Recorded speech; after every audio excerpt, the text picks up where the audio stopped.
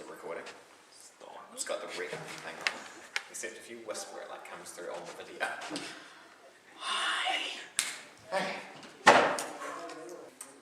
We look at the factors that affect the capacitance of a capacitor, the ones that play into the capacitor construction equation. So the first one is the area of overlap of the two plates.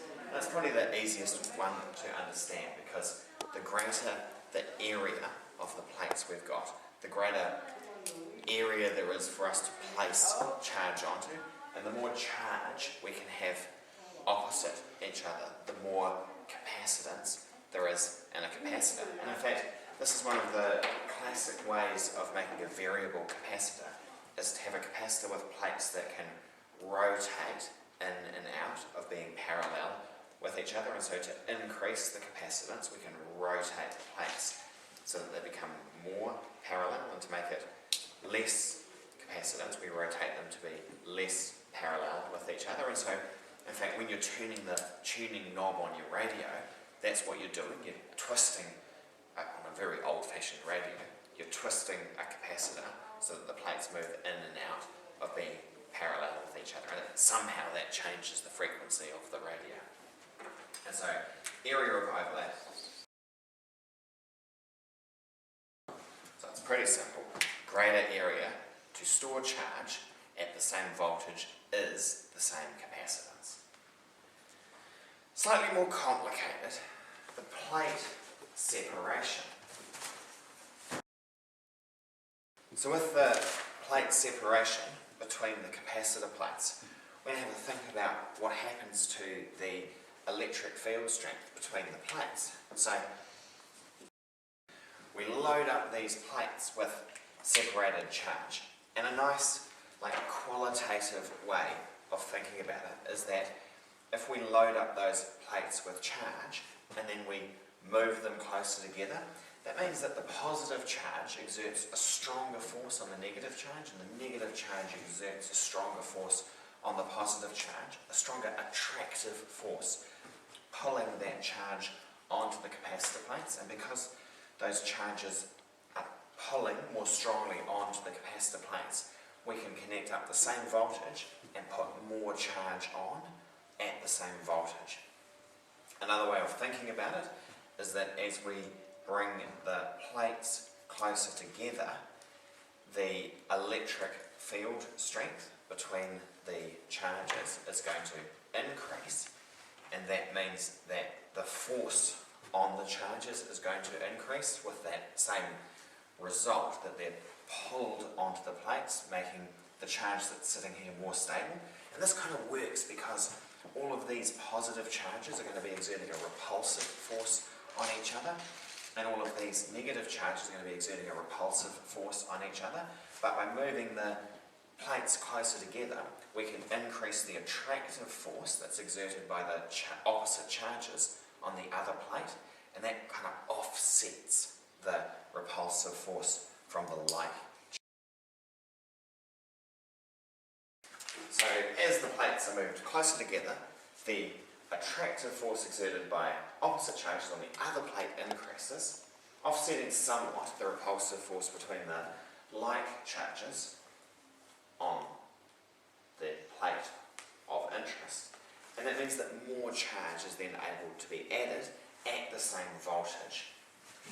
That increases capacitance, because capacitance is the amount of charge per voltage. So if we can put more charge on at the same voltage, we've increased capacitance. And so that's another way that we make adjustable capacitors, is they'll have two plates with a dielectric between them and a screw that goes through both of the plates. And to adjust the capacitance, you twist the screw, and that squishes that dielectric, brings the plates closer together, and increases the capacitance. Or you can loosen off the screw and de-squish the dielectric, moving the plates further apart, and that's going to decrease the capacitance. So it's two different ways of making adjustable capacitors. Third factor, that's the dielectric. And so the thing about a dielectric, what we mean by a dielectric is just an insulator. So to understand this, we can start by thinking about a charged capacitor that's disconnected and it's got no dielectric. And so we've got all these plusy charges on one plate and all the minuses on the other plate, and an electric field between the two plates. And then over here we get a dielectric and we insert it in. So the purple thing is the dielectric, and the purple arrow just shows the dielectric being inserted into the already charged capacitor.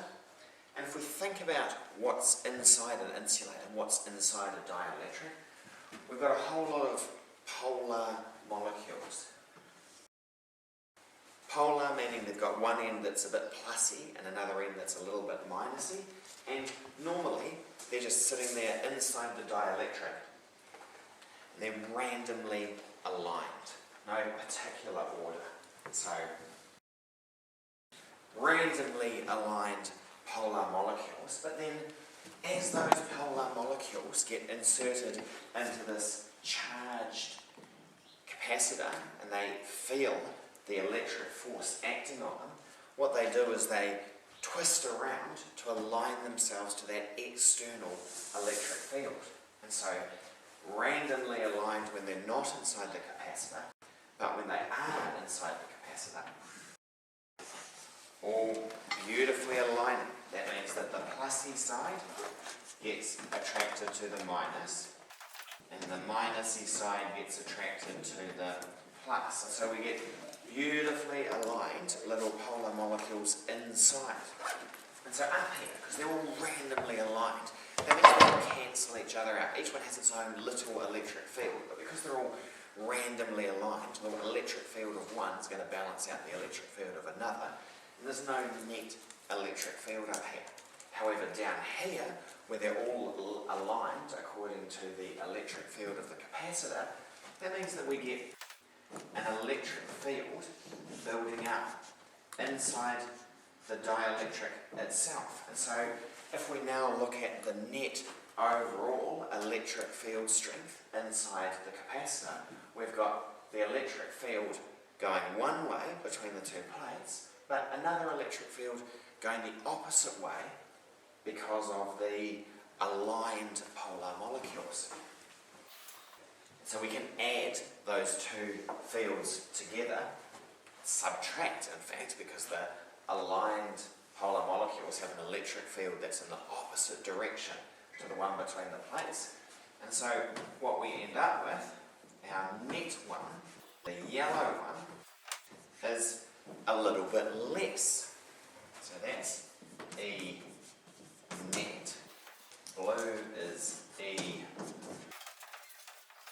of polar molecules. And the red one is the original electric field strength of the capacitor. And so, because this capacitor was charged and then disconnected, as we insert this dielectric into it, the electric field strength on the capacitor decreases, and that in fact means that the voltage we measure on the capacitor decreases. So if you get a capacitor, charge it to 50 volts, then bang a dielectric in, there's the same amount of charge on that capacitor if you've disconnected it from the circuit, but the voltage you measure is going to be less. And that means you can now take that capacitor and reconnect it to the same voltage that you started with, 50 volts, and more charge can get pumped on. And so by having this little internal electric field, we increase the capacitance by allowing more charge to be stored at the same voltage.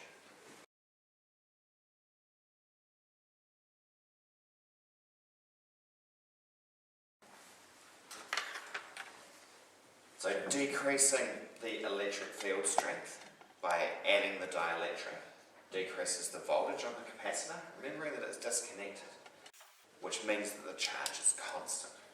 So if we then take that disconnected capacitor with the reduced voltage and connect it back up to that original voltage source, we can add more charge. More charge at the same voltage means that capacitance has increased.